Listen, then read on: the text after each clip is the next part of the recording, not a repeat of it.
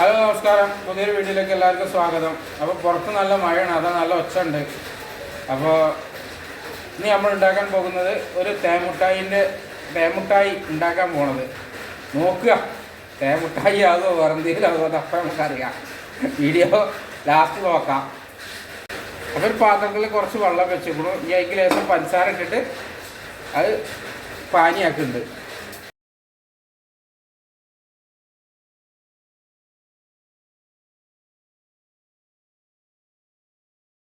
അപ്പോൾ മാവ് ഞാൻ റെഡിയാക്കി വെച്ചിരുന്നു. അപ്പോൾ ഇന്നലത്തെ ദോശമാവാണിത്. അപ്പോൾ ദോശമാവ് കുറച്ച് ബാക്കി വന്നപ്പോൾ ഒരു ഐഡിയ ചെയ്തതാണ്. ഇത് വെറുതെ കളയണ്ടതെന്ന് വിചാരിച്ചിട്ട് എല്ലാവരും നോക്കുക, ട്രൈ ചെയ്ത് നോക്കുക.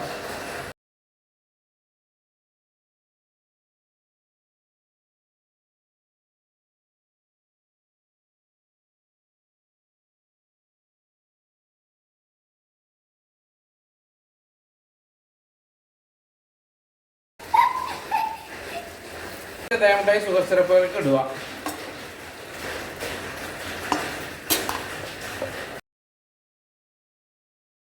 ഒരു സിമ്പിളായിട്ടുള്ളൊരു തേമുട്ടായി, കളറൊന്നും അല്ലാതെ ചേർക്കാതെ ഒരു നല്ലൊരു ക്രിസ്പി ഒന്നുമില്ല, ഒരു സോഫ്റ്റ് ആയിട്ടുള്ള ഒരു തേമുട്ടായി.